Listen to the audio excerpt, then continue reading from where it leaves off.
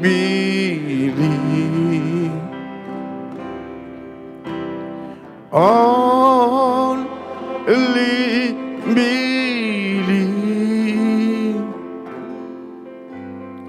All things are possible. Only believe. Crois seulement. Crois seulement. Frère Élie.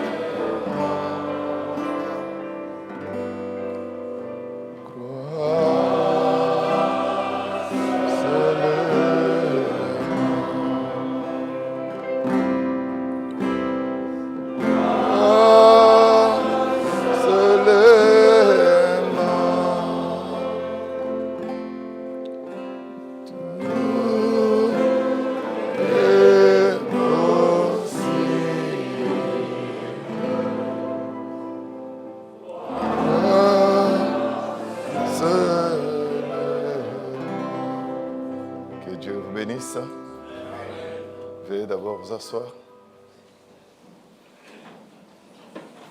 Je vous salue ce matin dans les noms précieux de notre Seigneur Jésus-Christ. Je suis très heureux, une fois de plus, de me retrouver au milieu de vous, Peniel Tabernacle. Je crois que je m'étais présenté le dimanche dernier et je me dis que peut-être au milieu de nous, il y en a qui n'étaient pas là le dimanche passé. Je suis votre frère Élie Chumanga. Je viens de la République démocratique du Congo. Je vis précisément dans la deuxième ville du pays, à Lubumbashi.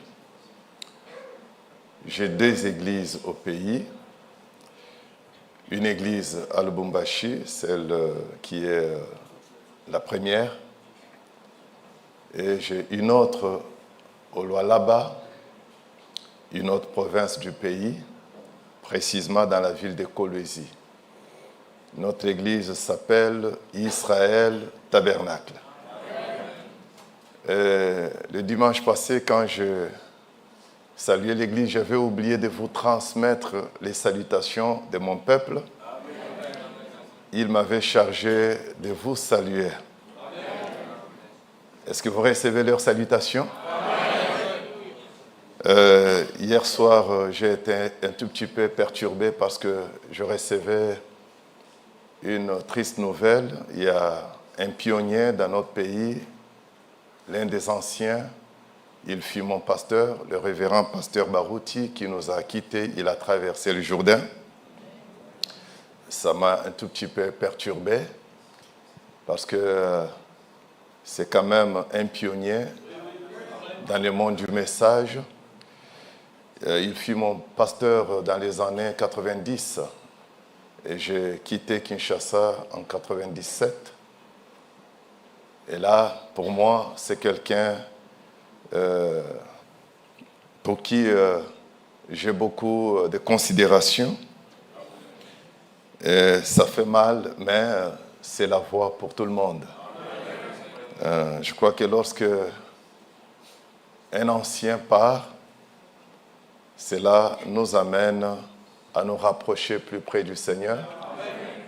Ça ne nous amène pas à nous décourager. On va se dire, Seigneur, s'il a tenu jusqu'à la fin, aide-moi à tenir aussi. Je remercie le Seigneur Jésus-Christ qui me permet de faire connaissance avec vous. Je remercie le Seigneur pour notre frère, le révérend pasteur Nanda, qui nous a cédé sa chair pour que nous parlions. Frère Branham dit que lorsque nous prêchons pour le pasteur. Il dit que lui aussi, quand il prêchait pour le pasteur Neville. Alors j'aurais besoin que le Seigneur mette sur moi un peu de l'esprit du pasteur Nanda pour que je vous parle ce matin. J'aimerais aussi dire merci à la famille qui m'a quand même accueilli, la sœur Mani et ses 2 fils. Et je dis également merci. Si j'oubliais quelqu'un, vous allez comprendre, parce que j'essaie de me retrouver dans les noms. Il y a le frère Cyril et son épouse, la sœur Drena, qui m'ont reçu chez eux. Que Dieu vous bénisse richement. Il y a l'assistant au pasteur, le pasteur Dyssen, son fils Ruben et notre frère Rémi qui m'ont également offert un repas. Que Dieu vous bénisse. Merci à frère Ruben pour le cadeau de tout à l'heure. Merci également à frère Rémi pour la sortie qu'il a promis de m'offrir le mardi. Que Dieu vous bénisse pour toutes les bonnes choses.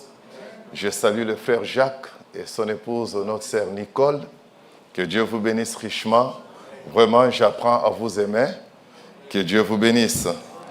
Vous tous qui avez prié pour nous, pour que nous puissions avoir l'onction du Seigneur pour vous parler ce matin. Que le Seigneur vous bénisse. Maintenant, je vais vous demander de vous tenir debout. Nous allons prendre un passage de l'Écriture dans le livre de Jean, chapitre 15, au verset 24. Jean, chapitre 15, verset 24. Nous lisons au nom du Seigneur Jésus-Christ. Si je n'avais pas fait parmi eux des œuvres que nul autre n'a faites, ils n'auraient pas de péché. Mais maintenant, ils ont vu et ils ont haï, et moi et mon Père. Je vais prier le Seigneur. Dieu du ciel, nous bénissons ton nom, toi qui nous offres cette occasion. Il est dit que personne n'enseignera son frère. Le vrai enseignant que nous avons, c'est toi, Jésus-Christ. Je m'abandonne à toi, Seigneur, toi qui connais le besoin de ce peuple. Viens m'utiliser, Seigneur notre Dieu, et atteins chacun dans son besoin. Apporte, ô Dieu, une satisfaction totale à chacun. Nous nous recommandons à toi, Seigneur, ce matin. Nous prions pour le pasteur Nanda, nous prions pour le frère Péniel, qui sont allés de l'autre côté, ô Dieu, pour les comptes de l'Évangile. Nous prions, ô Dieu, que les anges les accompagnent et que les objectifs soient atteints pour ta gloire. Seigneur, je prie pour Israël Tabernacle et sois, ô Dieu, un réconfort pour la famille qui a perdu. Parce qu'en réalité, nous savons que nous n'avons pas perdu, mais ton serviteur est allé se reposer dans la gloire. Maintenant, Seigneur, ouais-nous, déverse ton onction au milieu de nous, Seigneur. Écarte l'homme et tout ce qui est de lui, Seigneur, afin que le Saint-Esprit lui-même puisse nous parler. Tout cela pour ta propre gloire. Au nom du Seigneur Jésus-Christ, notre Sauveur, j'ai ainsi prié. Amen. Amen. Vous pouvez vous asseoir.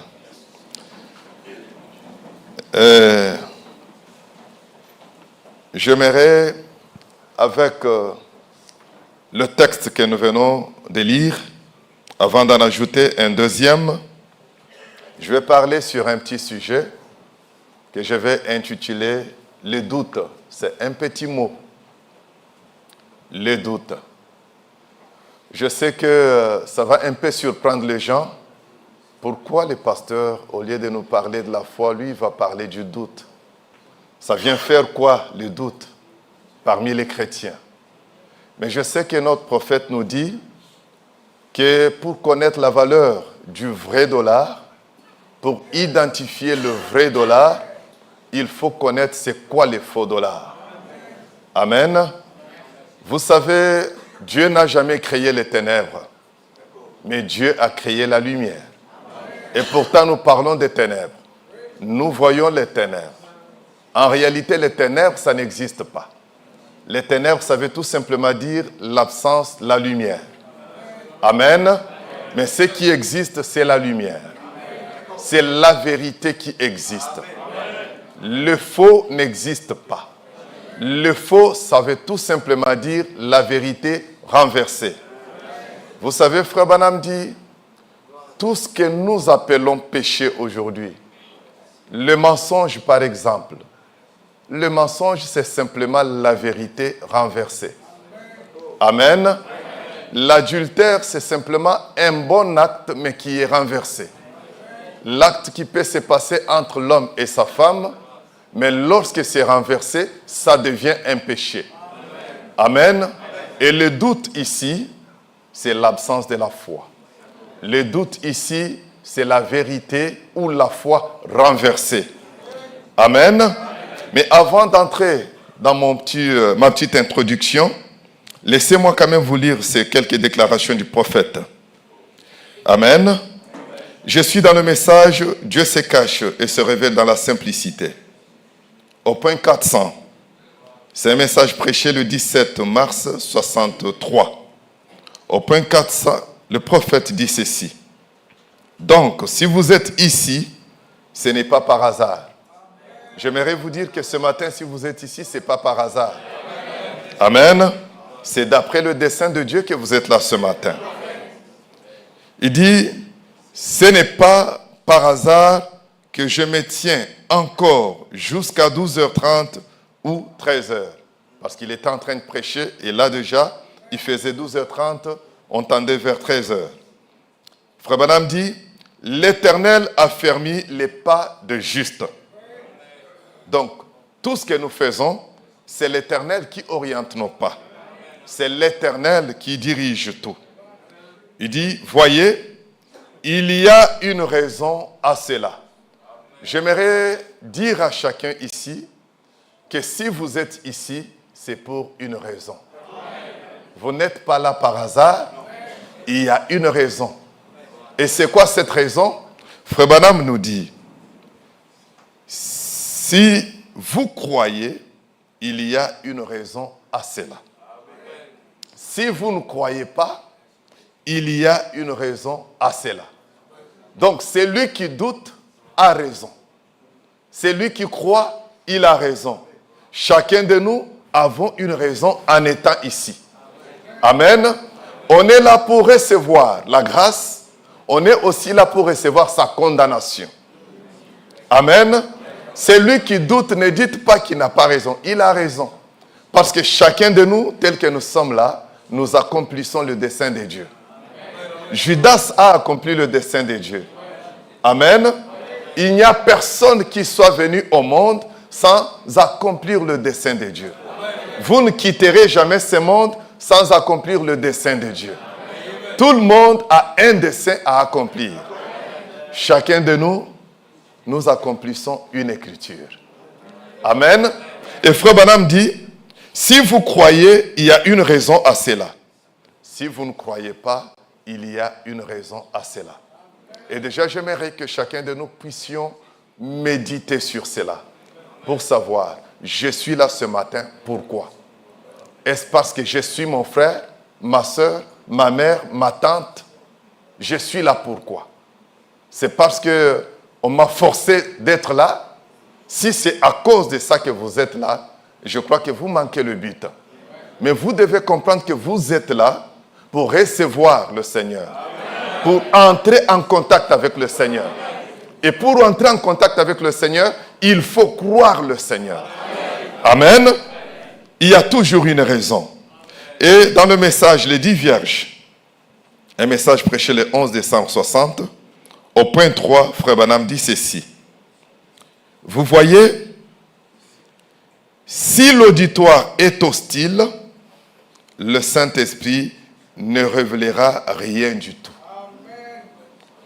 Quand on est hostile, c'est-à-dire on s'oppose à la chose. Amen. Mais on est là.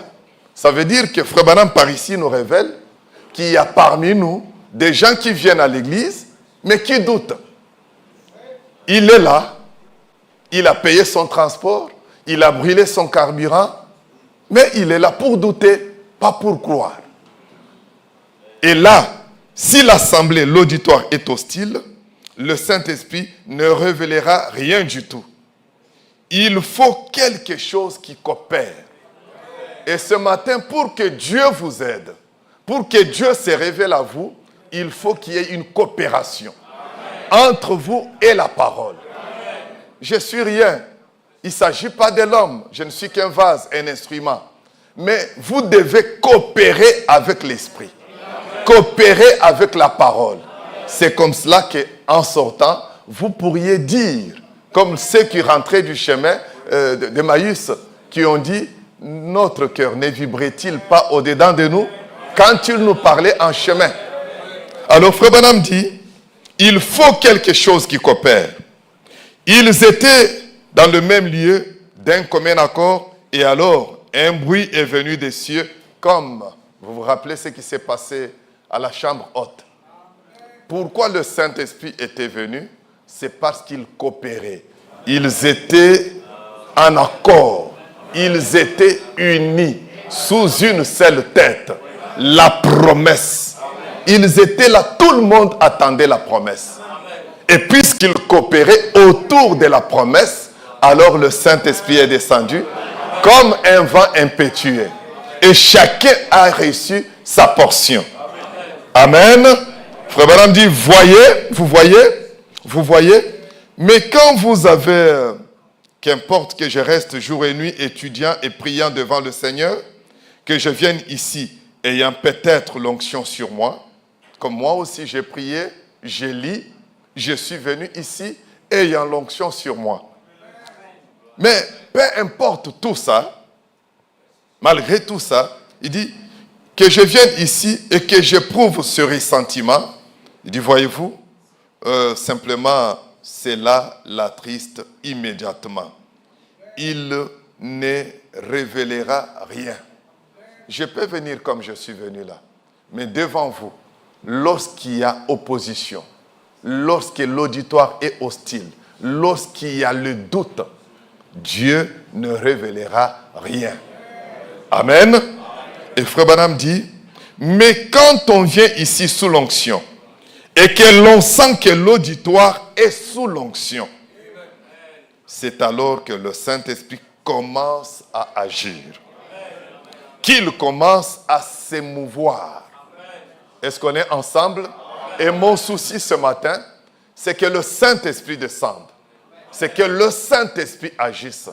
Frère Branham dit que l'homme, dans son bon sens, aime voir Dieu agir. Tout homme, si vous êtes vraiment dans votre bon sens, vous voulez voir Dieu agir. Vous voulez voir Dieu sortir de l'histoire. Vous voulez voir Dieu accomplir sa parole. Mais pour qu'il accomplisse sa parole, il faut qu'il y ait coopération. Il faut qu'il n'y ait pas de doute au milieu de nous. Amen. Et là, j'ai choisi ce matin de parler sur les doutes. Et avant de prendre la définition sur les mots doute, j'aimerais que l'on prenne Romains 14, 22, 23. Romains chapitre 14, versets 22, 23. Cette foi que tu as, garde-la pour toi devant Dieu. Donc tu as la foi. Tu as quelque chose en toi. La foi, c'est une révélation. Cette foi que tu as, garde-la. Pourquoi on dit garde-la? Parce qu'on peut perdre la foi. Amen. C'est pourquoi vous voyez Frère Branham dire que Dieu peut vous guérir. On peut prier pour vous, vous recevez la guérison. Mais cette guérison-là ne durera qu'aussi longtemps que vous garderez la foi. Lorsque vous perdez la foi, la même maladie peut revenir sur vous. C'est pourquoi ici, il est dit, cette foi que tu as, garde-la devant Dieu. Écoutez maintenant. Heureux c'est lui qui ne se condamne pas lui-même dans ce qu'il approuve. Donc il y a des gens qui se condamnent eux-mêmes. Or, quand on se condamne soi-même, on doute de ce qu'on est. Est-ce que vous comprenez?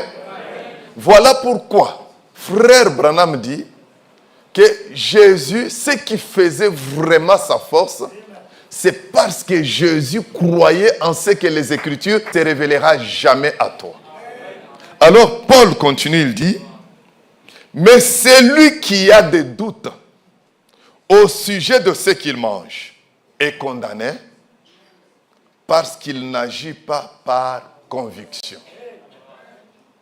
Donc le doute nous rend indécis. Voilà, beaucoup de gens n'arrivent pas à prendre des décisions, et même pourquoi? Parce qu'il a des doutes.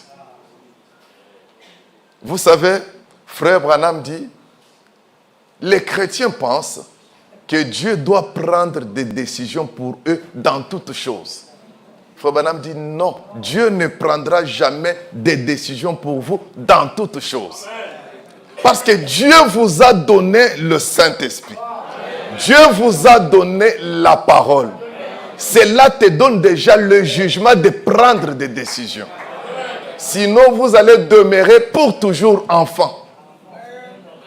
Même pour manger, Seigneur, conduis-moi, que je mange quel repas. Seigneur, je veux m'habiller, que je porte quelle couleur? Rouge, vert, que je prenne quelle couleur de chemise. Pourquoi? Parce que vous avez le doute. Et pour anticiper, j'aimerais vous faire remarquer que le doute est causé par la peur. La peur de quoi? La peur d'échouer. La peur de connaître un échec. Quand on a peur d'échouer, alors on est douté. On est dans le doute. On est incertain. On tâtonne. On hésite. Un chrétien n'hésite pas. Un chrétien ne présume pas. Un chrétien est certain de Dieu. Amen. Et Paul continue ici. Il dit, tout ce qui n'est pas le produit d'une conviction est péché. Tout ce que vous faites sans conviction est un péché. Et là déjà, avant de prendre la définition du mot doute, vous allez déjà comprendre à partir de ce que Paul vient de dire, que même celui qui fait le mal, mais qui a sa conviction dans le mal n'est pas mal. Ah, là ça devient un peu autre chose. On va commencer à prendre une autre tournure ici. Est-ce que vous comprenez? Parce qu'au début, j'ai commencé par vous montrer que les ténèbres n'ont pas été créées par Dieu. Les ténèbres, c'est l'absence de la lumière. C'est quand la lumière vient qu'on reconnaît les ténèbres. Amen. Quand vous n'avez pas ce que dit la parole, vous ne pouvez pas dire que cet homme est incrédule. Il est incrédule à quoi? Il est incrédule à quoi? C'est pourquoi frère Branham dit, il y a beaucoup de gens qui n'ont jamais entendu parler de Christ, qui sont sincères dans leur monde. Dieu peut leur faire grâce et frapper les chrétiens qui sont ici, qui ont entendu parler de Christ, mais qui doutent. Dieu le frappe. Mais celui-là, il trouve grâce. Pourquoi? Parce qu'on ne peut pas parler du doute quand on ne connaît pas ce que dit la parole. On ne peut pas parler du doute que lorsque la parole vous est présentée et vous doutez. Est-ce qu'on comprend ça? Ça va être plus clair. On va lire, ne vous en faites pas. Je pose juste l'introduction. Alors, la définition d'abord selon le dictionnaire. Le dictionnaire, on définit le doute comme étant une incertitude sur l'existence ou la vérité d'une chose, sur l'exactitude ou la fausseté d'une idée. Donc même si c'est une fausseté, mais quand vous n'êtes pas certain, ça s'appelle doute. Que cela soit une vérité ou une fausseté. Tant que vous êtes hésitant, ça s'appelle le doute. Amen. Alors, en philosophie, on définit, selon la définition philosophique, on dit que c'est une méthode par laquelle l'esprit suspendant son jugement, écoutez ça très bien, l'esprit suspendant son jugement ne reçoit pour vrai que ce qu'il connaît évidemment être tel. Ça veut dire quoi? Quelqu'un, vous lui présentez la vérité, mais il a suspendu son jugement, il a arrêté d'évoluer avec le jugement. Il ne s'accroche que ce que lui connaît comme vérité. Vous voyez? Donc, il ne veut pas écouter ou étudier, apprendre, vérifier. Non, il n'a pas besoin de faire ça. Lui ne s'accroche que ce qu'il connaît, qu'à ce qu'il connaît, ce qu'on lui a dit. Et c'est fini. Ça s'appelle le doute. Il ne veut pas connaître autre chose. Amen. Alors que la Bible elle-même dit, cherchez l'Éternel pendant qu'il se trouve. Donc, dans la vie chrétienne, on a un travail. Mais celui-là, lui, ne veut même pas faire ça. Amen. Dieu ne se révèle qu'à celui qui le cherche. Alors, maintenant, là, ce sont les définitions que nous prenons du dictionnaire. Mais selon la parole de Dieu, la définition de la parole, je vous l'ai déjà donnée. C'est tout simplement, le doute, c'est tout simplement la foi renversée. Est-ce qu'on est ensemble? Alors, écoutez. Vous savez, le doute, comme je l'ai dit, il provient de la peur. La peur d'échouer. Frère Branham dit, souvent quand j'ai peur de commettre une faute, c'est là que j'en commets une. Amen. Et la Bible le dit, ce que tu crains, c'est ce qui t'arrive. Donc, quand tu as cette hésitation-là, quand tu doutes, ça ne marche pas. Il y a beaucoup de choses qui nous arrivent, mais créées par le doute. Parce que d'ici là, je vais vous montrer que le doute comme la foi crée. Il n'y a pas que la foi qui crée, il y a aussi le doute qui crée. Parce que Frère Branham dit que quelqu'un qui a foi, la foi peut créer un monde propre à vous. Par la foi, vous pouvez créer votre monde. Par le doute aussi, vous pouvez créer votre monde. Ça, on va le voir. Amen.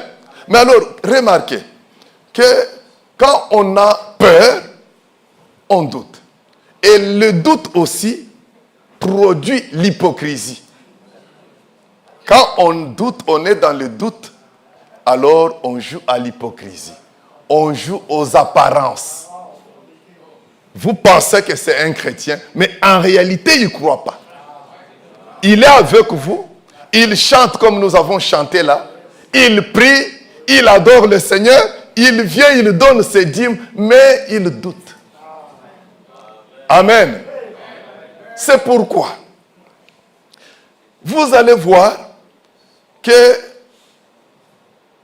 Judas, quand il est venu à Christ, Frère Branham va dire que Judas est devenu un démon quand il a rencontré Jésus.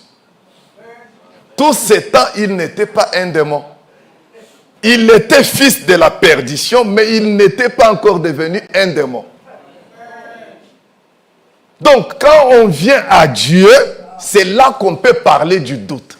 Et le doute conduit à devenir un démon, ou la foi aussi conduit à devenir un chrétien. Est-ce que vous comprenez ça? Alors, ici, laissez-moi quand même y aller doucement, doucement.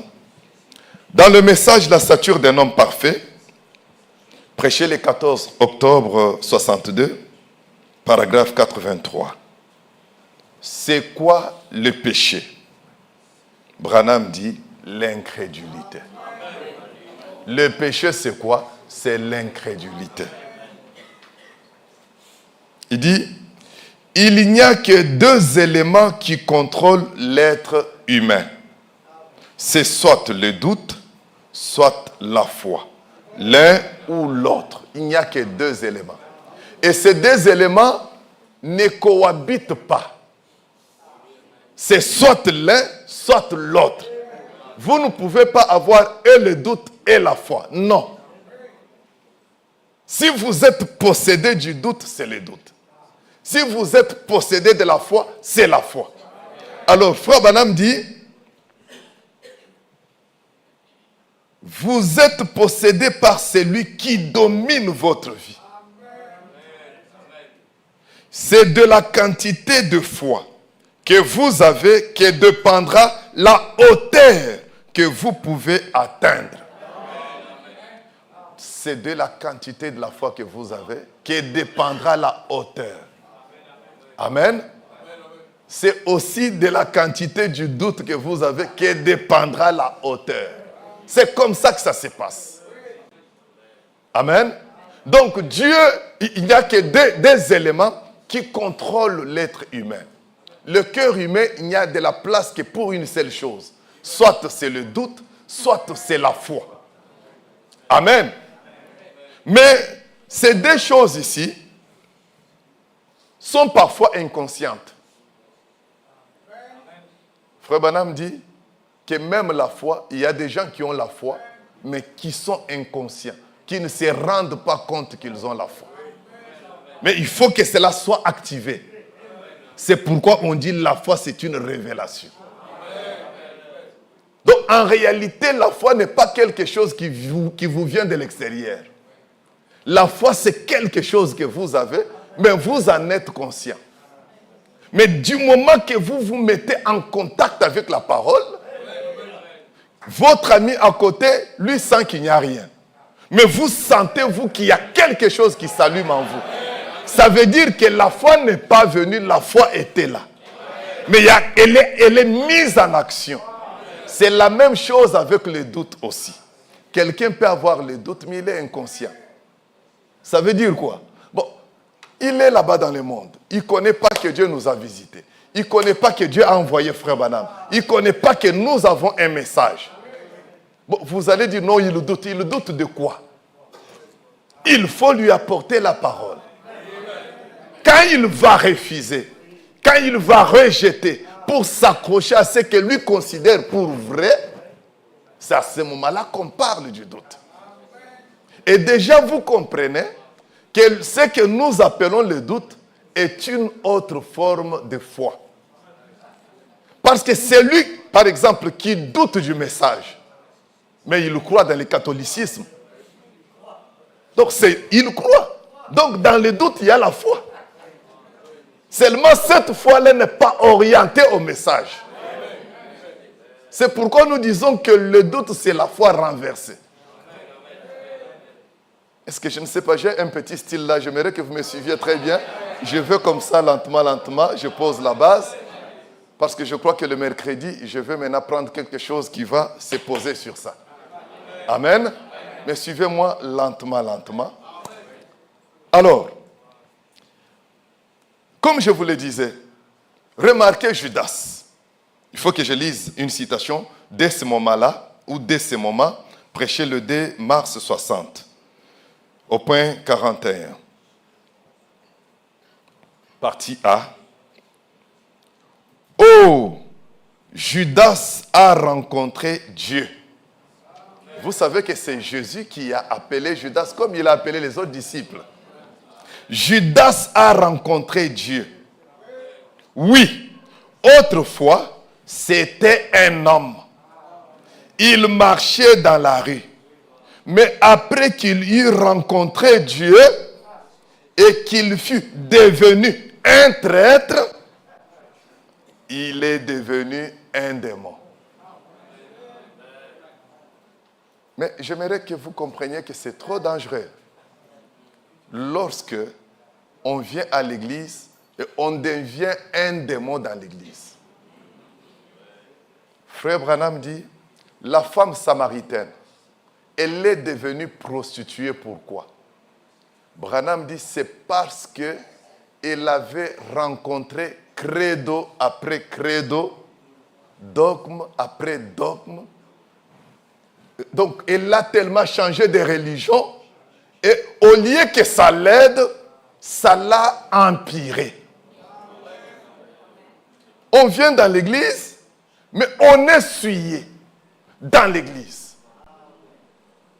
Pourquoi l'attitude, le doute amène à être un démon? Je ne voudrais pas que mon frère, après quelques années, on découvre que vous n'étiez qu'un démon au milieu de nous. Je ne voudrais pas que ça se passe comme ça. Et pour éviter ça, on va voir ce qu'il faudra faire. Alors, Branham nous dit ici que Judas est devenu un démon une fois devenu un traître. Or, je vous ai dit que le doute amène à être à l'hypocrisie. C'est ça, être un traître. Parce que quand vous avez le doute, remarquez, Judas donne un bon conseil, mais ce parfum, il coûte trop cher, on peut le vendre et puis aider les pauvres. Mais en réalité, son problème n'était pas aider les pauvres. Son problème, c'était que pourquoi ça doit servir le Seigneur lui-même?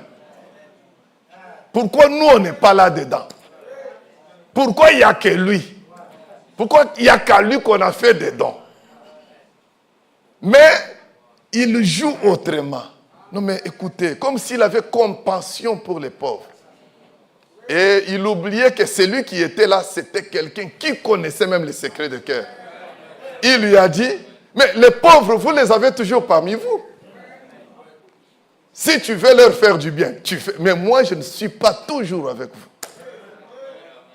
Donc, Judas, c'était un traître. Mais écoutez, bien que Jésus savait que c'était un traître, bien que Jésus savait que celui-ci me livrerait, il lui a confié une fonction dans l'église. Amen. Il lui a confié une fonction dans l'église. Donc, que les apparences ne nous trompent pas.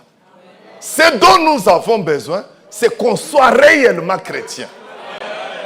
On est venu ici pour croire. On n'est pas venu pour douter. Parce que celui qui vient ici, il a une grande condamnation par rapport à celui qui est dehors. Parce qu'à celui qui a reçu beaucoup, on demandera beaucoup. Mais celui qui a reçu peu, on demandera peu. Toi, tu as reçu beaucoup.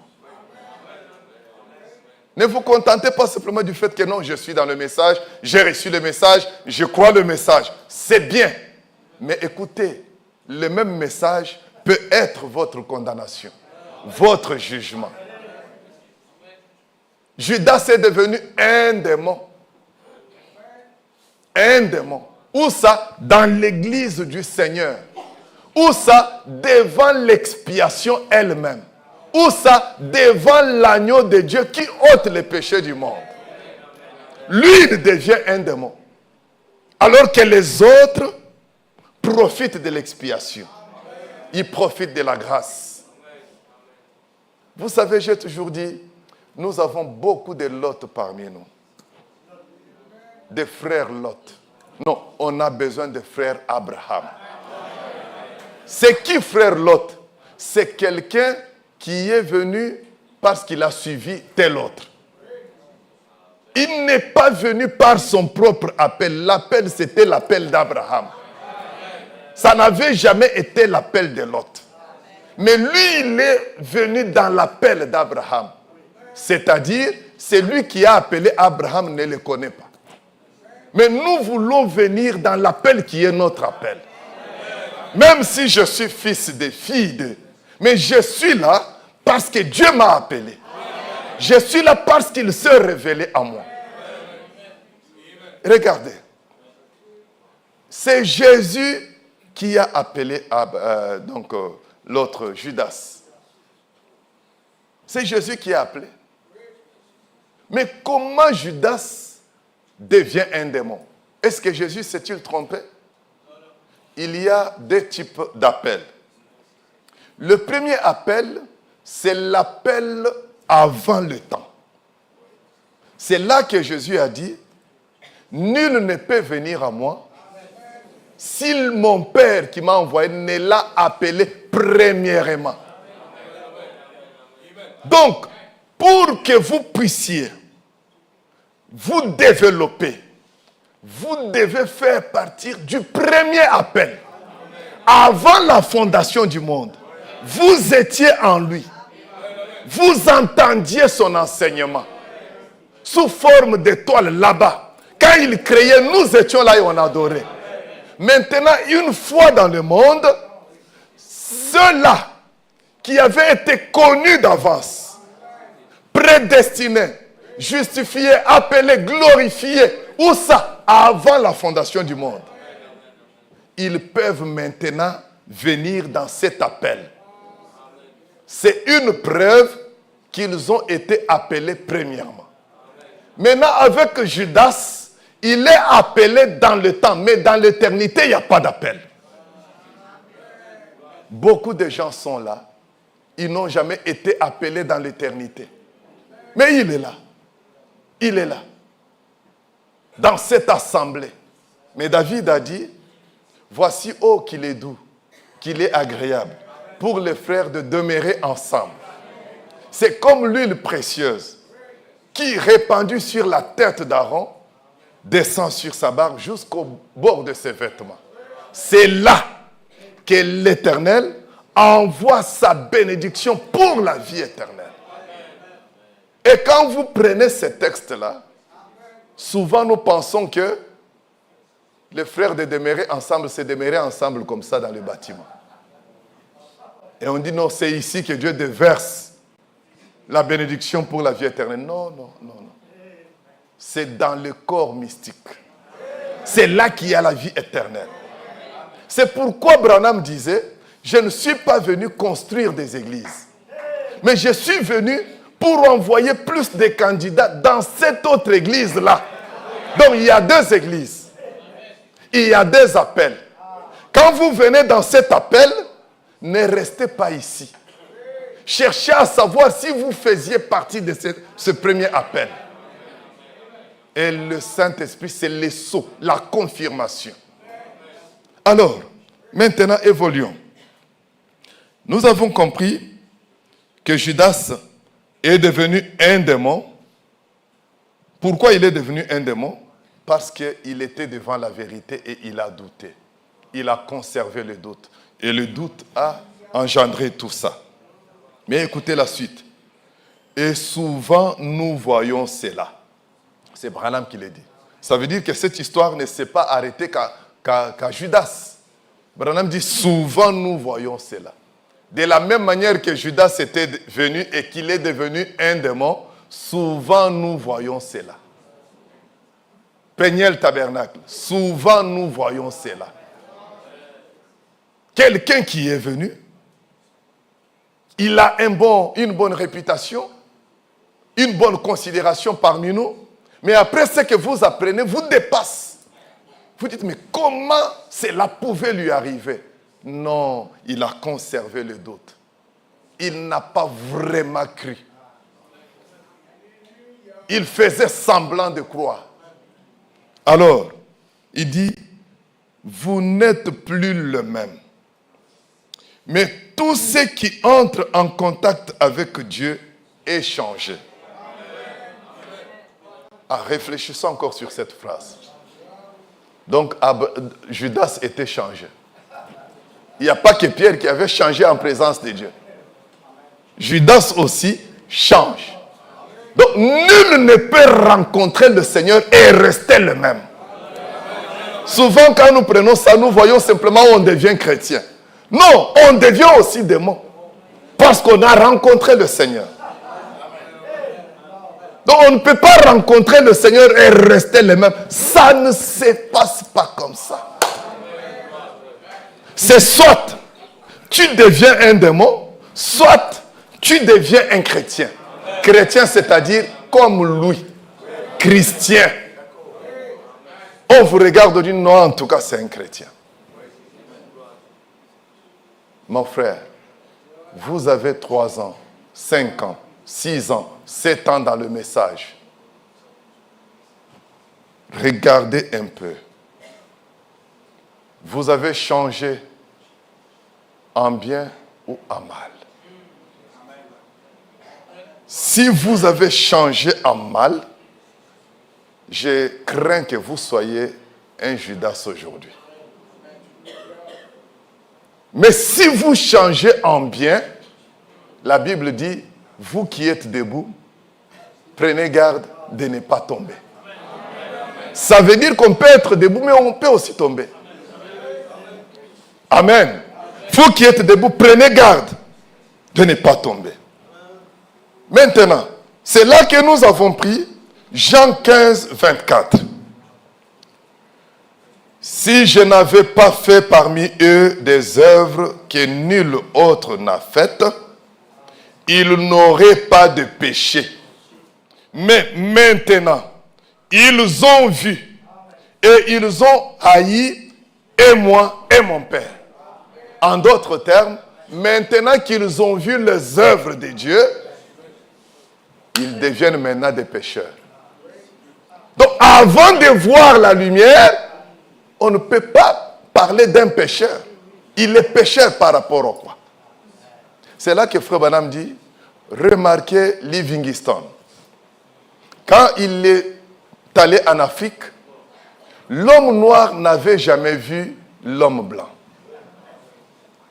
C'est à l'avènement de Livingstone que l'homme noir a reconnu qu'il est noir. Tout ce temps, il ne savait pas qu'il était noir. Il savait simplement que je suis un être humain, c'est tout. Mais c'est vis-à-vis de Livingstone qu'il essaie un peu de toucher la peau. Il dit, c'est un humain ou bien c'est comment ça? Et il a compris, ah, lui est blanc, moi je suis noir. C'est là qu'on parle du péché. C'est lorsque la lumière vient que vous comprenez, ah, ça c'est mal. Dieu n'aime pas ça. Maintenant, du moment que la lumière est là, quand tu fais cette chose-là, c'est là qu'on parle de l'incrédulité. Parce que le péché, ce n'est pas la chose que tu fais. Le péché, c'est que tu connais que ça c'est blanc, ça c'est noir, mais tu te rallies du côté du noir. C'est ça l'incrédulité. Mais la chose elle-même, c'est l'attribut de l'incrédulité. Est-ce qu'on suit ça très bien? Alors, maintenant, je vais prendre un message parce que je vous ai montré que le doute aussi peut créer. Il n'y a pas que la foi qui crée. Et là, nous allons voir que le doute crée aussi. Fondement fondamental pour la foi. Prêché le 13 janvier 55. Paragraphe 24 au point B. Vous savez, on a connu un bouillant prédicateur ici, pasteur Peignel, très chaud, tout ça. Et là, c'est un peu comme ça. Hein? Alors, me suivez quand même. Nous avons des styles différents. Amen. Alors, écoutez. Alors, suivez ça. Or, non, je suis dans fondement, oui. Paragraphe 24, partie B. Je prends un peu comme ça pour aller vite. Or, si le corps de Satan, ah oui, il y a aussi le corps de Satan. Il n'y a pas que le corps de Christ. Il y a aussi le corps de Satan. Or, si le corps de Satan, en étant actionné par l'incrédulité, le doute et la peur, produit ce que les Écritures annoncent. Ah bon? Donc c'est une sorte de foi. Les Écritures ont annoncé. Maintenant, quand quelqu'un est incrédule, ce que les Écritures ont annoncé, il le produit. Amen. Quand quelqu'un doute, il accomplit ce que les Écritures ont annoncé. Si le corps de Satan, en étant actionné par l'incrédulité, le doute et la peur, produit ce que les Écritures annoncent qu'il va, il produira la maladie. Vous voyez maintenant ce que le doute crée?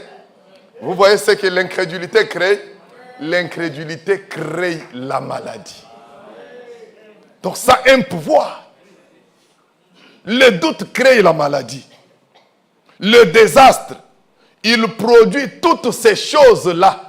Donc ces choses-là, la maladie, le désastre, ça a été annoncé par les Écritures. Tout comme la vie éternelle a été annoncée par les Écritures. Tout comme la bonne santé a été annoncée par les Écritures. Le désastre aussi, ça a été annoncé par les Écritures. Mais ça ne peut être manifesté que lorsqu'on voit un homme qui vient, qui a le doute. Il s'accroche au doute. Alors le doute amène la maladie sur lui. Le doute amène la mort sur lui. Amen. Qu'est-ce qui fait ça? C'est le pouvoir du doute. Et Branham dit, et alors, écoutez ça maintenant, si les gens produisent cela par leur incrédulité, oh, je défie quelqu'un ici, je vous défie de ne plus rester un malade avec ça. Parce que Branham dit, et alors, si les gens produisent cela par leur incrédulité, les gens qui croient ne devraient-ils pas, avec la puissance de Dieu, maîtriser ces choses et les ramener à ce qu'elles devraient être? Parce que si le doute a tellement de vertus et de pouvoir pour produire la mort, pour produire la maladie. Un homme un jour a écrit une fausse maladie sur sa carte de malade. Et il voulait tester Frère Branham. Et il passe, Frère Branham regarde, il dit, non mais monsieur, tu n'es pas malade. Il dit, vous voyez, je vous avais dit que cet homme ici, c'est de la télépathie, il lit tout ça, des histoires psychologiques. Moi je suis malade, mais il me dit que je ne suis pas malade. Frère Branham regarde le signe sur sa main, il dit, non mais monsieur, tu n'es pas malade. Il dit, non, moi je suis malade. Comment tu peux dire que je ne suis pas malade? Alors Frère Branham dit, d'accord, comme tu as dit que tu es malade, la maladie que tu as inscrite sur ta carte est à toi. Or, la Bible a dit qu'il te soit fait selon ta foi. Donc, c'est que cet homme-là avait une foi pour avoir cette maladie-là. Mais cette foi-là, par rapport à la lumière, c'est le doute. C'est l'incrédulité. Est-ce que vous comprenez ça? Ce que tu crois t'arrive. Beaucoup de gens, lorsque vous leur dites que Dieu a dit tu vas être béni, ou Dieu m'a montré un songe, tout ça, les gens prennent ça au bout des doigts. Ils disent, ah, est-ce que ça peut être vrai? Mais dis-lui simplement que Dieu m'a dit que ce mois ne va pas se terminer, tu auras un accident. Il viendra jeûner ici. Donc vous voyez que l'homme a tendance à croire dans ceux qui annoncent le mal. Mais ceux qui annoncent le bien, l'homme doute. L'homme néglige. Alors, maintenant, Frère Branham dit dans un message, je ne saurais pas le lire, mais je peux donner la référence, exposé de cet âge, l'âge de l'église de Smyrne, page 153, paragraphe 1. Frère Branham dit qu'un fils de Dieu, nous entrons maintenant dans quelque chose, un fils de Dieu peut mettre longtemps à reconnaître qu'il est un fils de Dieu. C'est là que j'avais parlé d'une foi inconsciente et d'un doute inconscient. Il vient, il est là, mais il met longtemps à reconnaître qu'il est fils de Dieu. Pourquoi ça prend longtemps? Parce que comme nous allons lire certaines citations ici, le diable sait que vous avez une sémence, que vous êtes un fils de Dieu. Alors maintenant, qu'est-ce qu'il fait? Le diable prend le faux. Il lui dit, toi tu es sauvé. Toi tu es un fils de Dieu. Toi tu as le Saint-Esprit. Il regarde maintenant, c'est lui qui a le Saint-Esprit. Il lui dit, tu n'as rien. Ce n'est pas le Saint-Esprit. Toi tu n'es pas sauvé. Dieu ne te connaît pas.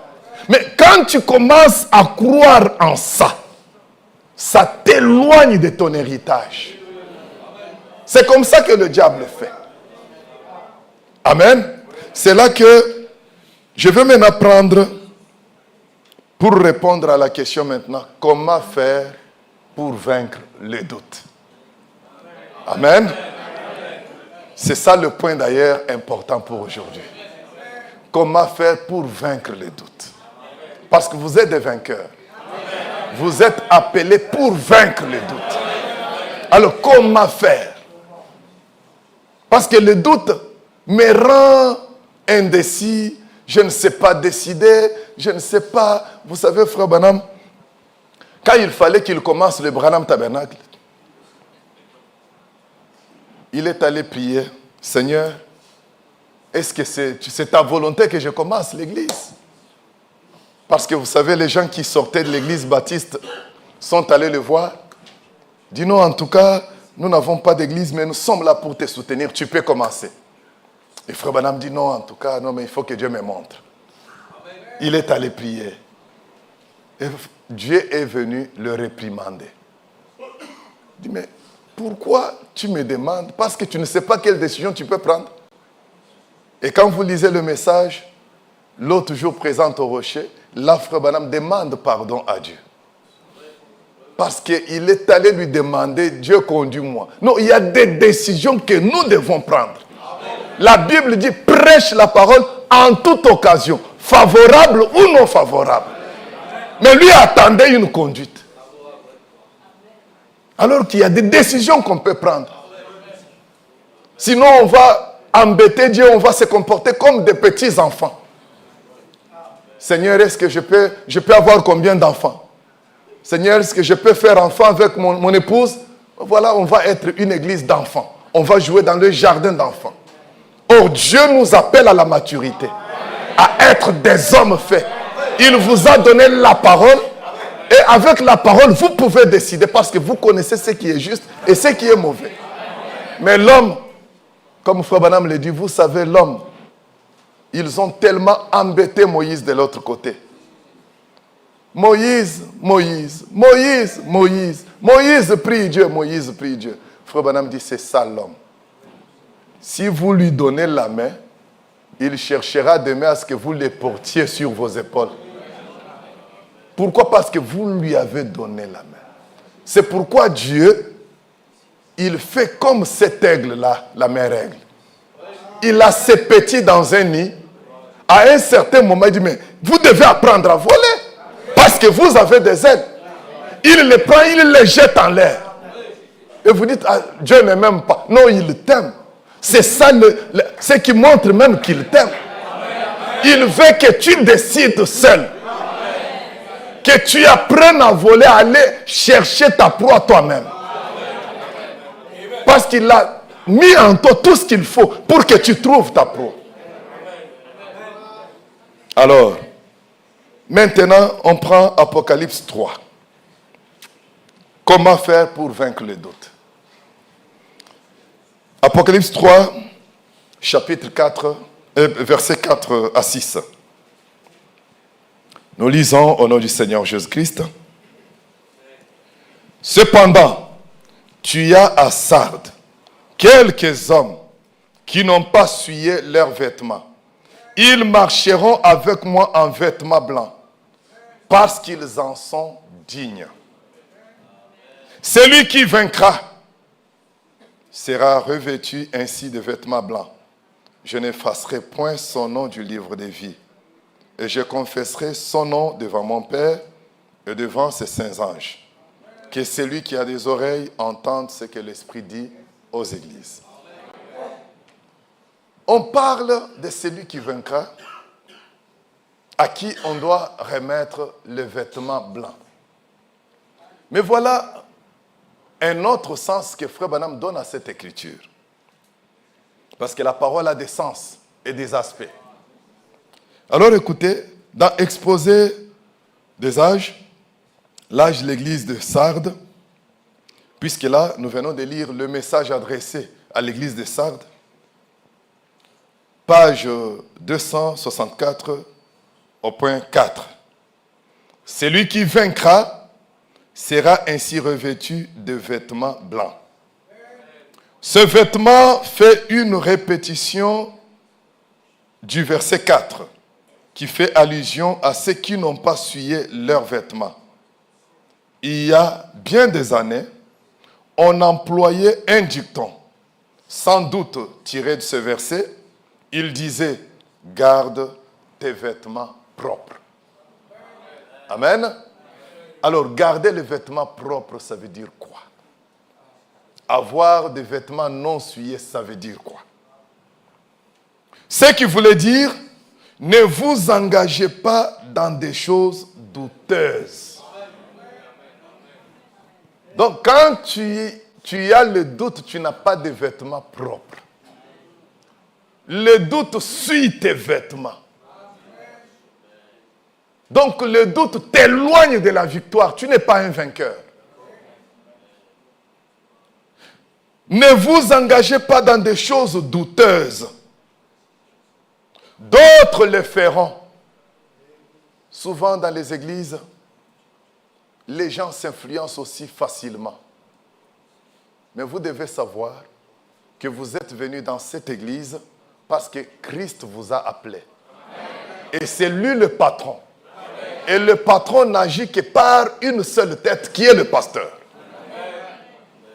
Frère Madame dit, remarquez la femme à la perte de sang. On va poursuivre l'écriture ici.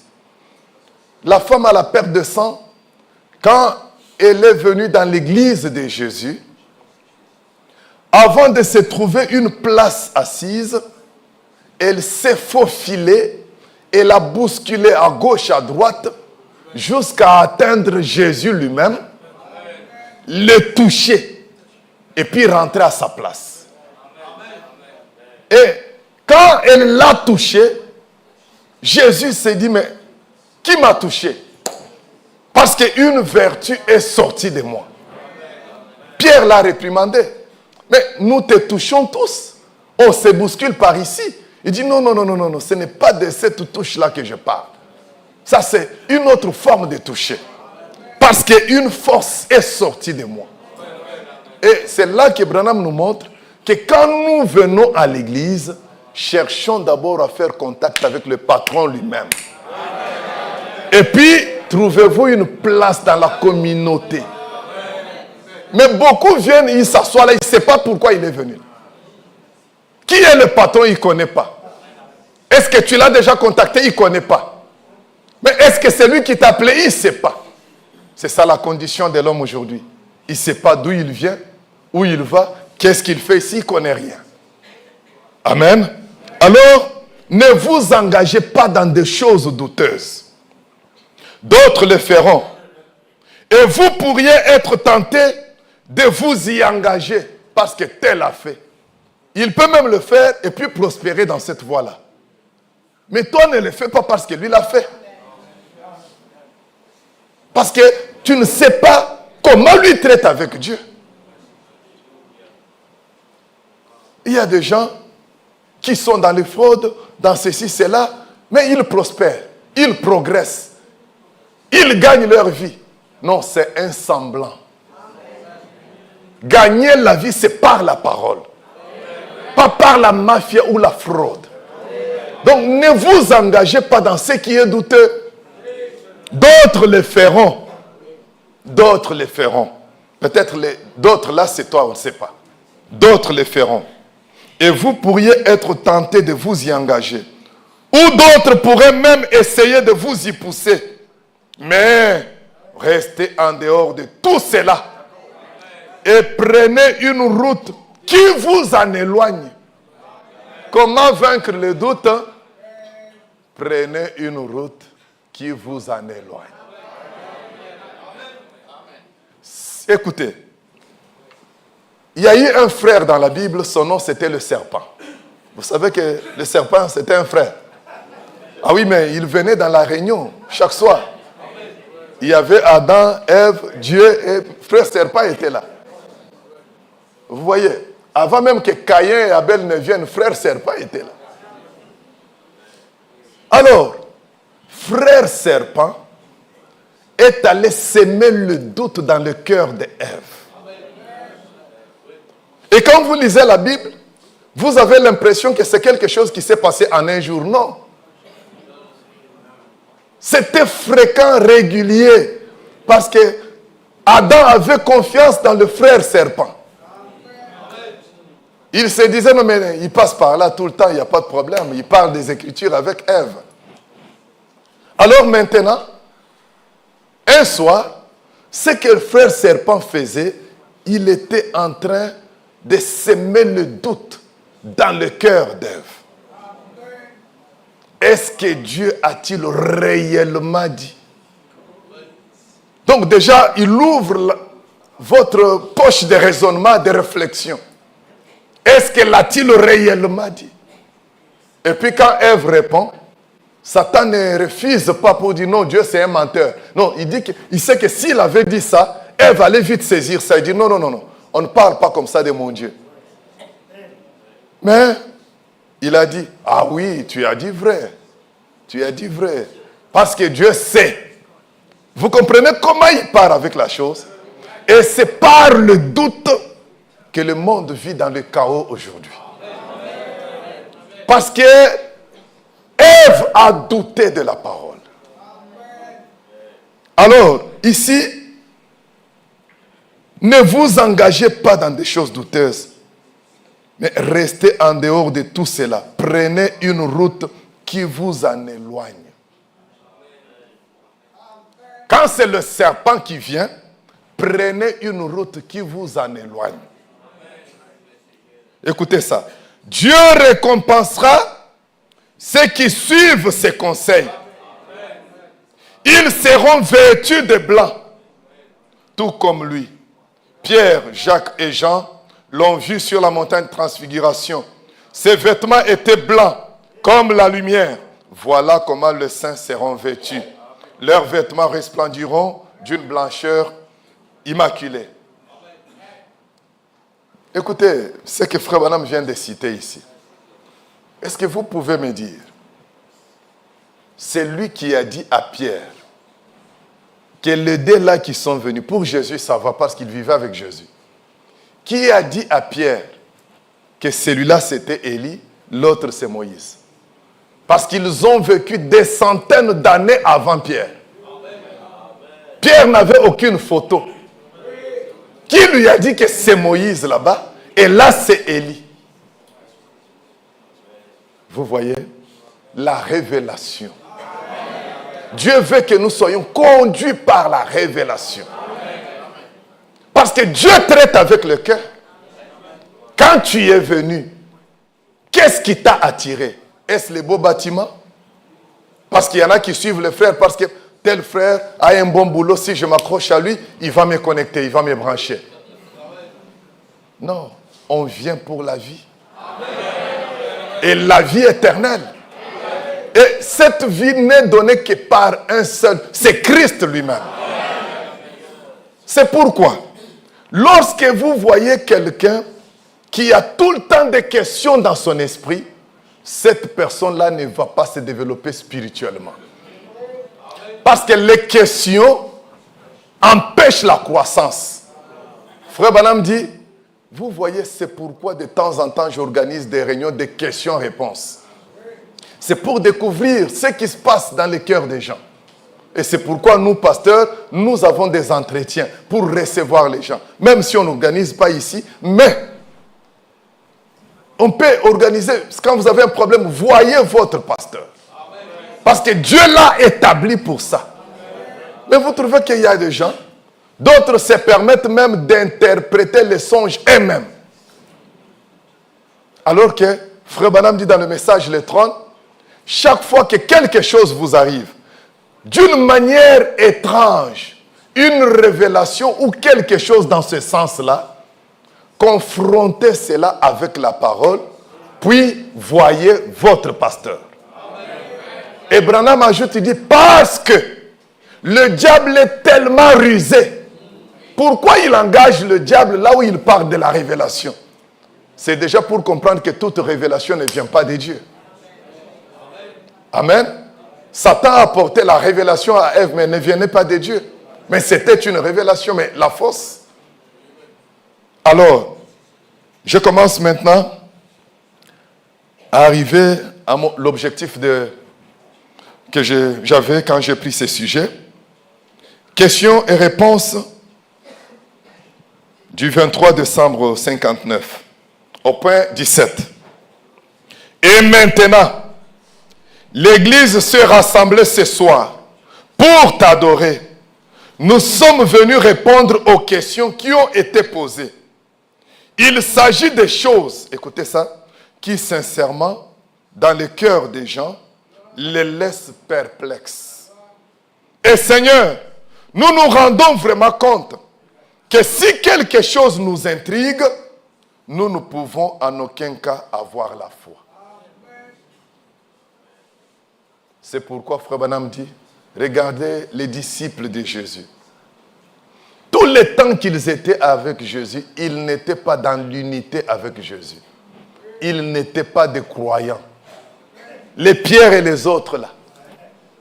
Mais le monde les appelle les disciples de Jésus.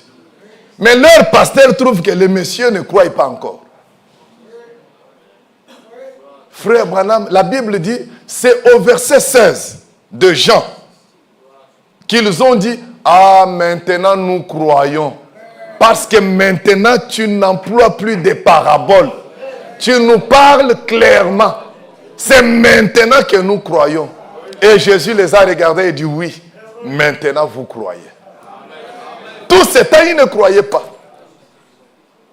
Il y avait un fidèle de Frère Branham, le Frère Brown. Il était là avec Frère Branham. Toutes ces années, il écoutait le message, comme vous aussi vous écoutez le message. Mais un jour, à quelques jours, à moins d'1 mois de la mort de Frère Branham, là je suis dans le message, le lieu d'adoration du 28 novembre 65, je crois paragraphe 2 ou 4, il dit à Frère Branham, Frère Branham dit que Frère Brown ici m'a dit, je crois que c'était hier, il dit, Frère Branham, tout ce temps que j'étais avec toi, je ne comprenais pas le sens de ton message.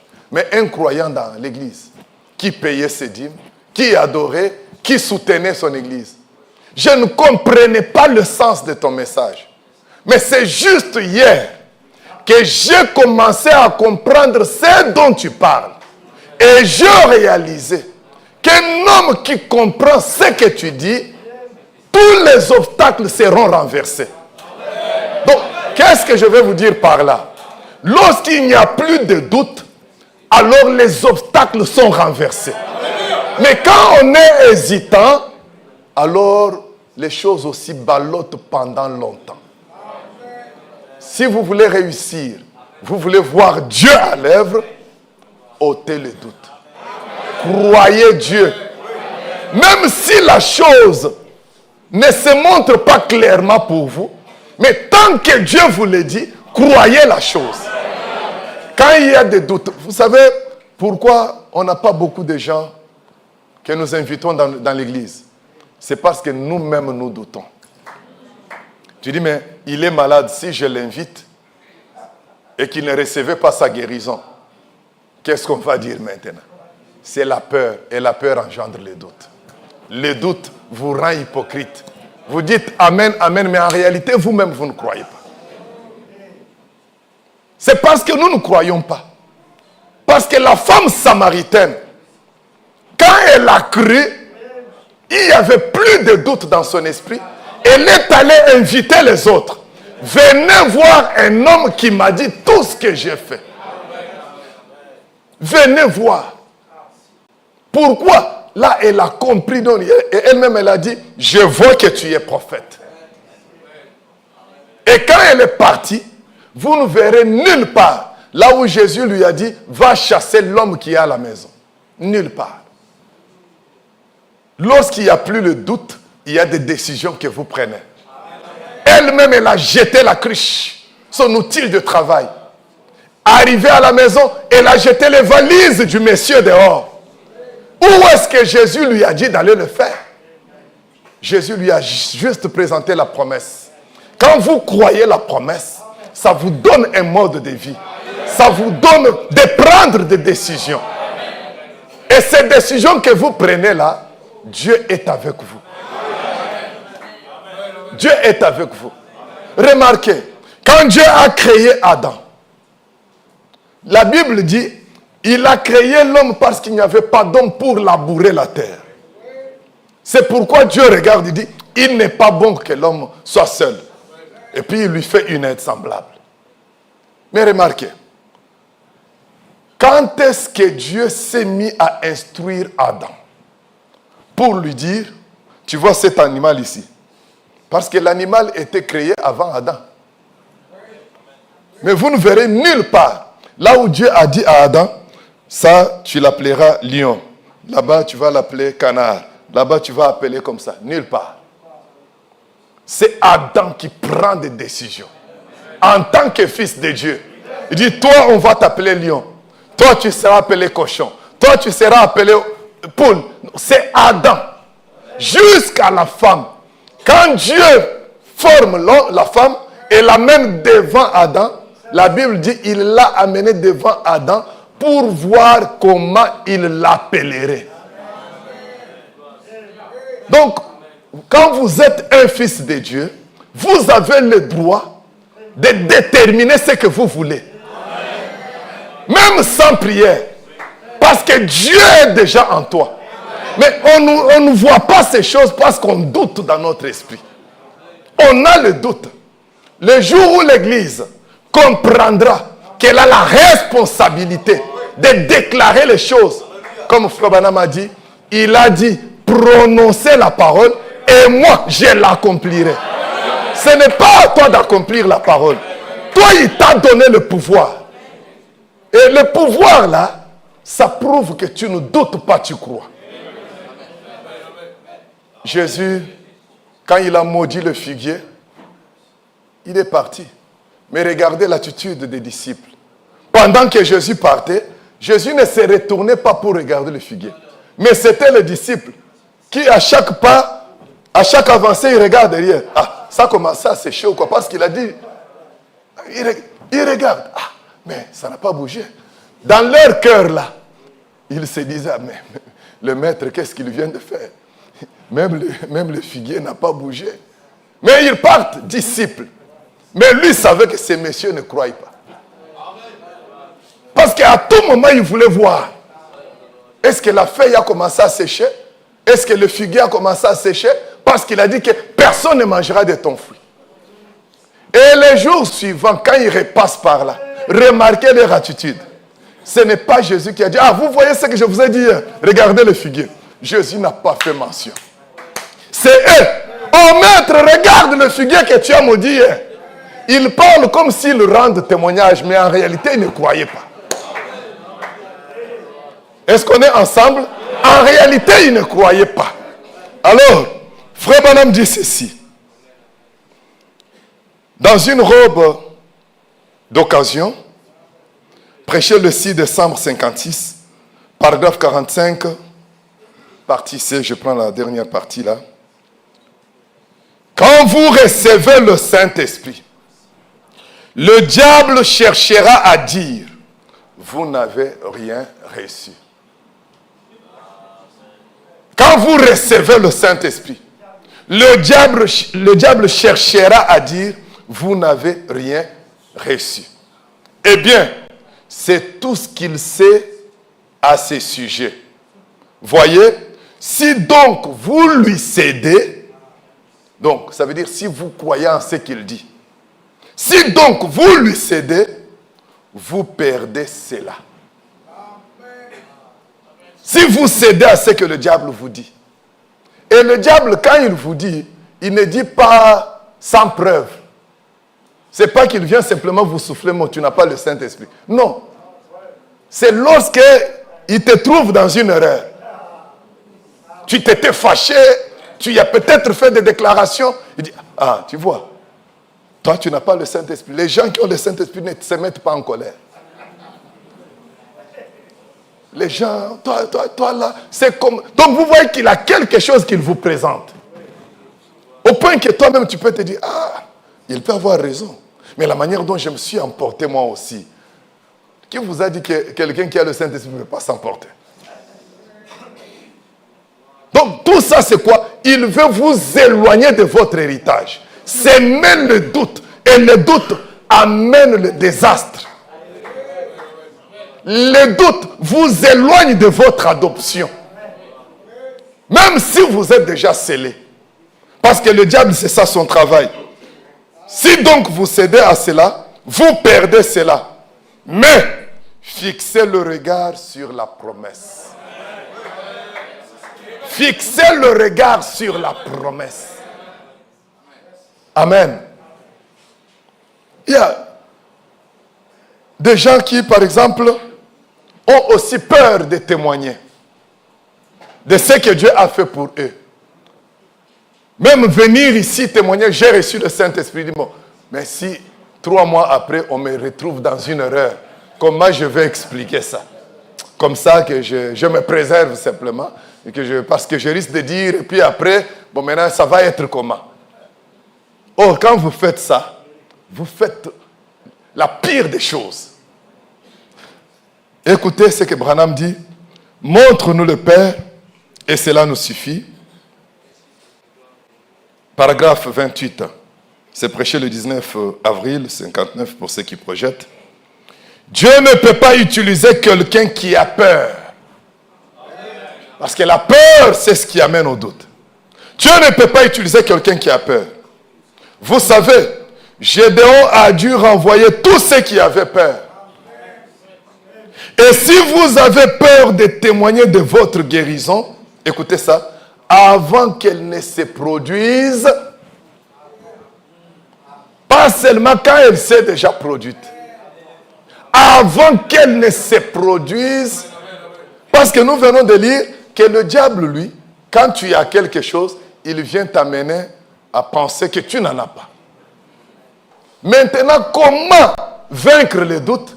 Avant que la chose, je la possède, je témoigne déjà que je l'ai. Alors le diable, il est coincé.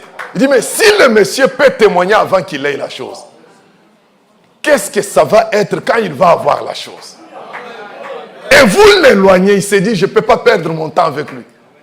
Un monsieur comme ça, je ne peux pas perdre mon temps avec lui.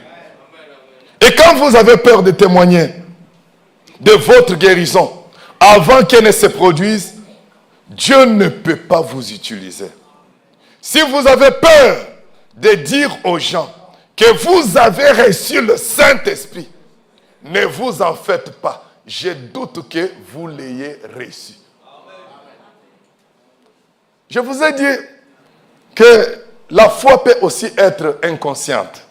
Ici, Frère Branham vient de nous parler de Gédéon. Écoutez, Gédéon avait toujours peur des Madianites. Parce que tout le temps, ils venaient emporter leurs produits. Mais un jour, Dieu lui-même le rencontre. Mais remarquez, quand Dieu est venu, Dieu n'a rien donné à Gédéon. Mais Dieu lui a parlé de ce que lui, Gédéon, portait déjà en lui. Il lui a dit, va avec la force que tu as. Donc Gédéon avait la chose, mais il était inconscient de ça. Mais quand il a pris conscience qu'il avait la chose, mais c'était un autre Gédéon. Les Madianites ne pouvaient pas comprendre comment Gédéon pouvait leur tenir la tête. C'est pourquoi, quand vous croyez en ce que Dieu dit que vous êtes, tout est possible à vous. La même règle qui est venue dans l'espace pour s'adresser à cet aiglon perdu dans le poulailler, la même règle n'a rien apporté à cet aiglon-là. Il n'a pas dit non, je t'ai apporté des plumes, je t'ai apporté des ailes pour que tu voles jusque vers moi. Non, la même règle n'a pas fait ça. Mais la même règle lui a donné la révélation de ce qu'il était déjà. Que toi, tu n'es pas un poussin. Toi, tu es comme moi. Et l'aiglon pouvait demander, mais je suis comme toi, comment? Comment d'abord, moi, je suis ici, toi, tu es là-bas. Il dit, oui, tu es là-bas parce que tu doutes. Enlève les doutes. Comment enlever les doutes? Mais tu as des ailes. Les choses que tu as là, on appelle ça les ailes. Si tu remarques bien, ces choses-là sont différentes de ce que les poules portent. Fais un peu comme ça, elle fait. Bats comme ça, elle bat, elle monte. C'est comme ça que nous devons vivre la parole de Dieu. Dieu vous a tout donné. Mais ce qui vous retient collé à la terre, c'est le doute. Tu doutes de ce que tu es. Tu ne crois pas que tu es un fils de Dieu. Tu ne crois pas que tu es sauvé. C'est pourquoi Frère Branham dit, même si vous priez Dieu comment pour qu'il vous pardonne, vous ne serez jamais pardonné à moins que vous croyez que vous êtes pardonné. Parce que beaucoup de gens, quand ils demandent le pardon, ils attendent une émotion, une sensation, pour qu'ils reconnaissent qu'il est pardonné. Mais le pardon, ce n'est pas ça. Le pardon, c'est demander sincèrement pardon à Dieu et croire que je suis pardonné. Et vous êtes pardonné. Alors, ici, quand vous témoignez, je suis guéri, je suis sauvé, Dieu m'a donné, j'ai trouvé ce que je cherchais. Le diable, il est mis KO. Il est mis KO. Mais quand tu te dis, j'attends et puis je vais témoigner, c'est pas mal aussi de témoigner quand tu as. Mais là, on peut aussi être tenté par le diable. Amen. Et Frère Branham dit, voyez-vous, Dieu a besoin de héros. Il a besoin de quelqu'un de courageux. Dieu a besoin de quelqu'un qui se tiendra debout et qui parlera, qui n'a pas peur de dire au patron ou à quiconque d'autre. Tu regardes ton patron, tu lui dis, Jésus-Christ, le Fils de Dieu, m'a sauvé de la vie du péché. Voilà quelqu'un qui ne doute pas. Mais quand tu doutes, tu dis, je suis chrétien, c'est à l'église. Ici, je n'aimerais pas qu'on sache, même quand on me demande de prendre un peu un verre avec eux, pour que, par respect, par politesse, vous voyez, on est quand même civilisé. Non. Le doute amène à l'hypocrisie. Et vous allez être un hypocrite. Amen. Maintenant, nous avons reçu un prophète. Amen. La bonne façon de vaincre les doutes aussi, Dieu a dit à Frère Branham, si tu peux être sincère, pour amener les gens à te croire, aucune maladie, pas même le cancer, ne résistera à ta prière. Donc, vous comprenez que si, parce que cette recommandation a deux parties. La première partie, c'est que Branham nous amène à le croire. S'il réussit à la première partie, cela va impliquer la deuxième. Mais si Branham échoue de nous amener à le croire, il priera et les maladies ne partiront pas. Est-ce que vous suivez ça très bien? Si tu les amènes à te croire, c'est à ce moment-là qu'aucune maladie ne pourra te résister. Mais aujourd'hui, je vois Peniel Tabernacle. Hier, nous étions dans des différentes religions où on nous disait que non, ces gens-là adorent les Roms-là, ces gens-là, ces gens-là, ces gens-là. Nous-mêmes aussi, nous avons eu à parler, à dire non, les branhamistes, ceci, cela. Mais vous pensez que c'est facile pour vous de vous retrouver ici ce matin? Vous qui étiez hier opposant à la chose, aujourd'hui vous êtes là, vous dites Amen, et Dieu va refuser de vous bénir? Non, moi je ne crois pas comme ça. Je ne crois pas comme ça. C'est pourquoi Frère Branham dit, dans celui qui est en vous, au paragraphe 75, ce que j'essaie de dire, ne perdez jamais confiance. Ne laissez jamais Satan vous dire du mal de moi.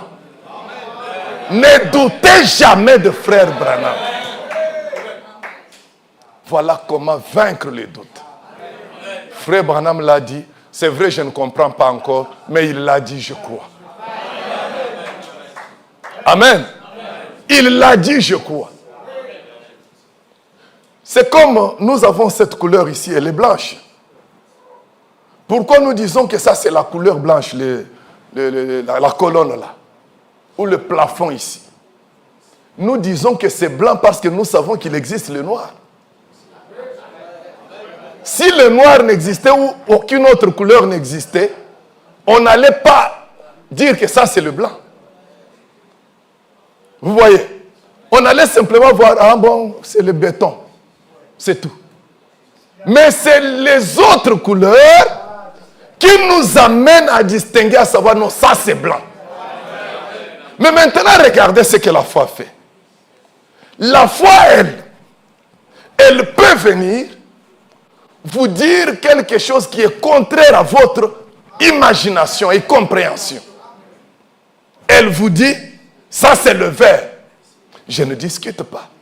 Parce que c'est Dieu qui l'a dit. C'est lui le créateur. Et Dieu ne parle que par sa bouche. Et sa bouche, c'est un prophète. Quand un prophète parle, je ne raisonne pas. D'abord, je passe à l'action, la compréhension suivra. Est-ce qu'on est ensemble? Voilà pourquoi Pierre a dit à Jésus, alors que c'est au chapitre 16 des Jean, qu'ils ont dit, ah maintenant nous croyons.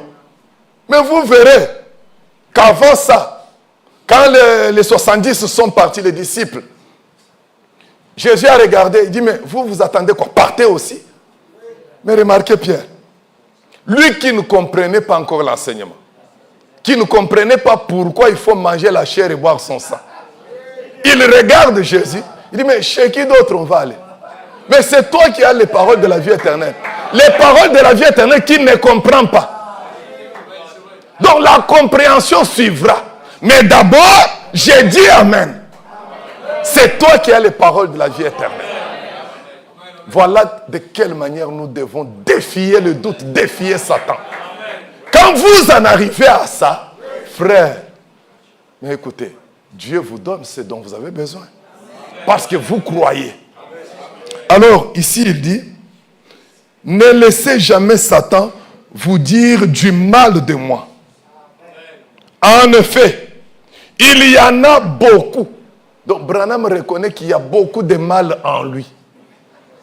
Est-ce que moi, je pars chez Branham pour chercher le mal? Je n'ai pas besoin de mal. Moi, c'est la vérité qui sort de la bouche de Dieu. En effet, le mal, il y en a beaucoup. C'est comme vous êtes là. Si seulement vous voulez ouvrir les yeux aux erreurs de cette église, vous en verrez beaucoup. Mais vous verrez que ça va simplement retarder votre marche. Ça va tout simplement retarder votre marche. Les gens qui ont ouvert les yeux sur les erreurs de Moïse, comment lui-même qui a prêché qu'on ne peut pas aller épouser chez les nations, il a épousé chez les nations. Ça a retardé leur marche. Amen. Alors, Frère Branham dit, mais gardez cette confiance. La confiance en qui? Dans le messager. Gardez cette confiance. Parce que si vous ne le faites pas, la chose n'arrivera pas. Quelle chose? Tout ce qui est comme bénéfice, comme récompense, comme privilège que nous pouvons recevoir à partir de son message, la chose n'arrivera pas. Ne regardez pas à moi en tant qu'homme. Je suis un homme. En moi, il y a plein de fautes. Mais, regardez à ce que je dis à son sujet. C'est lui. C'est de lui qu'il s'agit. Peignez Tabernacle. Nous croyons frère Branham. Parce que Dieu lui a dit de nous amener à le croire. Or, l'homme est censé croire Dieu. Mais pourquoi ici, on doit nous amener à croire l'homme? C'est parce que comme au 7e jour, Dieu s'est reposé dans l'homme. Le Dieu le Créateur, vous le trouvez dans l'homme. C'est pourquoi du temps de Jésus, les gens n'ont pas cru Jésus parce que c'était un homme. Or, frère Branham dit, en Jésus, il y avait Jésus. Pour trouver ce Jésus-là, il fallait croire Jésus l'homme. C'est pourquoi il a dit, sans moi, donc il faut toujours passer par lui. Et c'est la même chose avec nous aujourd'hui. Maintenant, on se tient debout. On peut se lever. On peut se lever. Écoutez maintenant cette déclaration sur laquelle je vais terminer aujourd'hui. Je voulais un peu préparer du terrain pour mon petit message de mercredi, comme on m'a donné encore le mercredi. Je suis dans le message pourquoi qu'il a prêché le 13 août 59, 142. Si l'ange du Seigneur qui est ici est l'ange de Dieu, maintenant Branham défie, pour vous maintenant qui avez accepté de mettre le doute de côté, voilà votre opportunité. Si l'ange de Dieu qui est ici est l'ange de Dieu, il prouve lui-même qu'il l'est. Et si j'ai demandé la bénédiction sur vous, avec sincérité de cœur, l'ange lui avait dit d'être sincère, pour nous amener à le croire. Maintenant il dit, si j'ai demandé la bénédiction sur vous, avec sincérité de cœur, et si avec la même sincérité, vous avez reçu cela. J'aimerais m'attarder un peu sur cette phrase. Il a demandé avec sincérité. L'ange lui avait dit d'être sincère pour nous amener à le croire. Mais maintenant, ici, il nous révèle que nous devons le croire avec le même type de sincérité. Sinon, vous pouvez dire que je crois frère Branham, et il n'y a rien. Et si avec la même sincérité, vous avez reçu cela, et qu'il n'y ait point de doute du tout dans votre esprit, tenez-vous-en à cela. Et voyez ce qui va arriver. Branham dit, cela doit arriver. Cela là, tu remplaces ton besoin. Tu mets ton problème. Cela doit arriver. Branham dit, c'est obligatoire. C'est la parole de Dieu. C'est la promesse de Dieu. Il doit le faire. Maintenant, combien parmi vous croient que vous irez bien? Si tu étais malade, si tu avais une infirmité, comme tu as mis le doute de côté, Branham dit, vous irez bien. Vous irez bien. Amen. Il dit, combien parmi vous croient que vous irez bien? Coûte que coûte. Écoutez, celui qui parle ici, c'est le voyant. C'est l'homme que Dieu a utilisé aujourd'hui pour voir dans les deux mondes au même moment. Quand il dit que vous irez bien, il l'a vu. Amen. Il dit, vous irez bien. Coûte que coûte. Voyez, vous irez bien. Vous le devez. Mon frère, ma soeur, j'aimerais par cette introduction d'aujourd'hui vous amener à comprendre que le doute ne nous aide pas, nous chrétiens. Il n'y a pas de place pour le doute ici.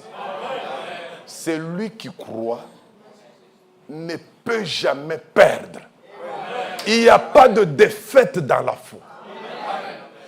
Il n'y a pas de défaite dans la foi. Et Branham dit que Jésus vivait dans un monde propre à lui. C'est quel monde? Le monde de la foi. C'est là que je vous invite à entrer. Dans ce monde-là de tout est possible. Un monde qui défie même ce que les yeux peuvent voir. Parce que les yeux, c'est l'ennemi premier de la foi. Alors nous regardons sur l'invisible. Et sur l'invisible, je peux regarder dans le miroir et voir que là, c'est moi. Comme ces garçons-là qui passaient devant le miroir, ils ne savaient pas que c'était lui. Il lui a fallu du temps. Un fils de Dieu peut mettre longtemps à reconnaître qu'il est fils de Dieu. Tellement il faisait des mouvements, à un certain moment, il s'est arrêté. Il a regardé sa maman. Il lui a dit, maman, c'est moi. Et j'aimerais que vous arriviez à reconnaître que c'est vous. Que Dieu vous bénisse.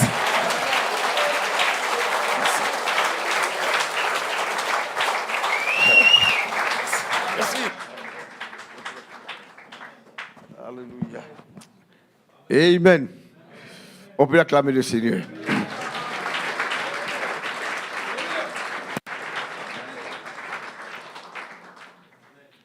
Abraham dit dans le message de l'adoption, il dit que c'est bien le message de la foi, l'évangélisation, l'évangéliste. Il dit que quand un message qui vous amène à vous placer, il dit que l'enseignement place l'Église. Il dit que l'enseignement positionne l'Église. Une fois que vous savez quelle est votre position, c'est ce que le frère a fait ce matin.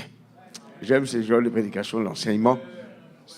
Tout le monde est bien, chacun son ministère Dieu l'a donné, mais l'enseignement place le croyant, le met dans sa position. Et une fois que vous savez quelle est votre position, le diable ne peut pas t'avoir. C'est fini. C'est ce qu'il nous faut savoir, notre position. Amen. Notre position n'est pas dans le doute. Un croyant, il croit. Voilà pourquoi le frère Madame dit que le thème de son message, là où il a été, c'est « crois seulement ». Elle ne dit pas douter seulement, crois seulement. Amen. On rend grâce à Dieu. Seigneur, merci ce matin. Quelle grâce, nous sommes reconnaissants pour le message.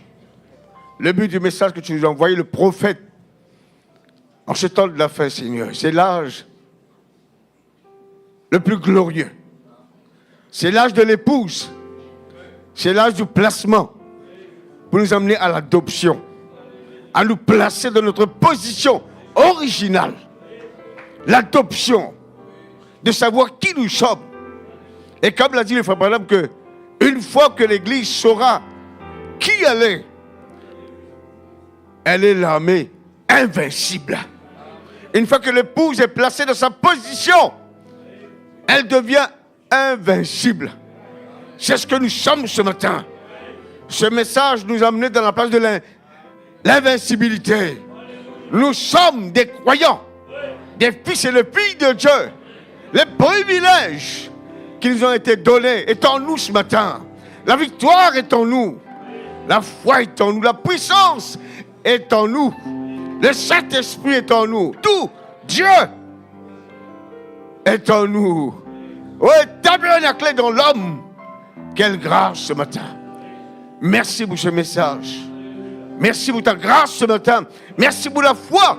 Le doute n'a pas de place dans le cœur. Le doute ne vient pas de toi, Seigneur. Et en tant que des fils et des filles de Dieu, le doute se retire de nous. C'est la foi en nous. Amen. De croire. Crois seulement. Alléluia. Merci ce matin pour ta parole. Ton serviteur s'est dépensé. Quelle grâce. Oh, merveilleux. Sois béni, sois loué.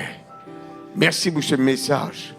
Merci pour les messages, les citations que tu nous as données. Nous vivons sur ce message. C'est qui nous ramène, qui nous rappelle notre position, qui nous rappelle qui nous sommes, qui nous rappelle notre origine. Là où nous sommes sortis, nous ne sommes pas des êtres du temps. Nous sommes de l'éternité. Nous sommes sortis de toi. Quelle grâce! C'est une manifestation de Dieu ce matin en nous, dans les fils et les filles de Dieu. Une manifestation des caractères, des attributs de Dieu. Oh, merci. Que ton Saint-Nom soit béni, Père très saint. Dans le bon nom du Seigneur Jésus. Amen. Alléluia. Un petit chant. Invoque-moi du sein de la détresse. Alléluia. Nous allons partir de quelques instants invoque-moi, messe, bientôt ta voix l'exaltera. C'est Dieu qui parle, on croit à sa promesse, bientôt ta voix l'exaltera. Si tout est sombre, on ne perd pas courage, ne doute pas du Dieu vivant, même au milieu des fureurs de l'orage, demeurant, crois seulement le monde, même au milieu des fureurs de l'orage, demeure en paix, crois seulement. Mais n'attends pas que le mal te domine, que l'ennemi soit dans ton cœur. Elle est à toi, la puissance divine. Saisis et sois vainqueur. Elle est à toi, la puissance divine. Saisis-la donc et sois vainqueur. Jamais, jamais, de qui fit la promesse ne manquera de l'accomplir. Que son enfant, sauvé de la détresse, ne manque pas de le bénir. Que son enfant, sauvé de la détresse, ne manque pas de le bénir. Est-ce qu'on peut l'acclamer? Alléluia. Amen. Brother David, can we ask you come and pray for us? We'll ask you. Amen. Just say a word of prayer. We'll go back home.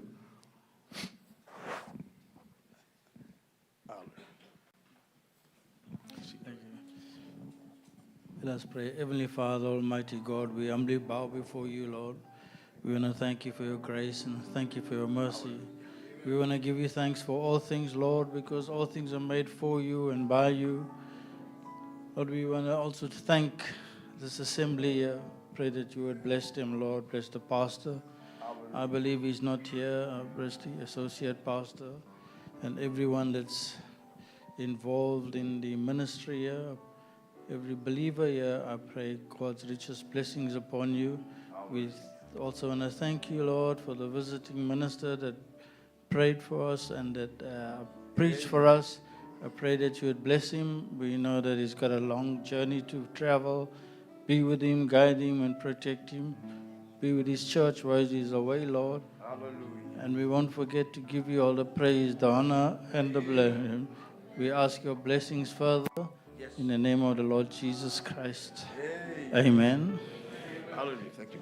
God bless you. Hallelujah. Vous vous asseoir, les huissiers. On se voit cet après-midi à Bête-du-Nombo à 3h. N'oubliez pas de demain prier pour le pasteur et le frère Isio Péniel qui rentre demain. Amen. Que Dieu les bénisse richement. Priez pour leur retour. Pensez-moi de vos prières.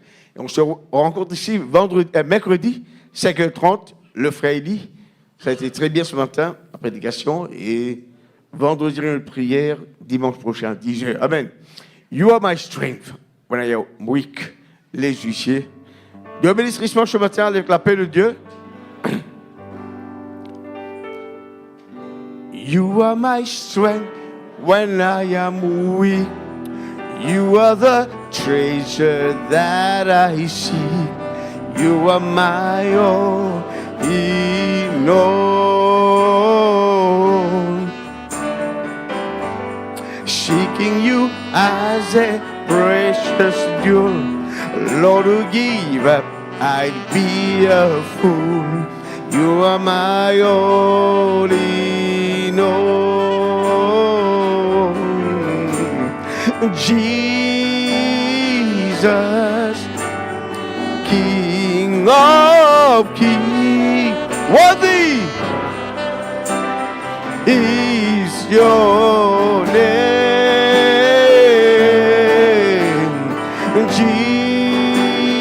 Jesus, King of kings. Worthy, worthy is your name. Checking my sin. Taking my sin, my cross, my shame, rising again, I bless your name. You are my all in all. When I fall down, you pick me up. When I am dry, you fill my cup. You are my all in all.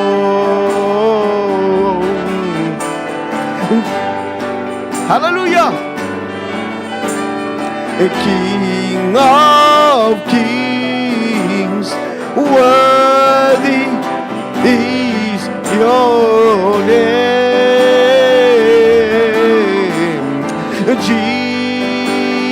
Jesus, King of kings, worthy is your name. You're my strength. You are my strength when I am weak. You are the treasure that I see. You are my own. We know. Seeking you as precious joy. Lord, to give up, I'd be a fool. You are my all in all.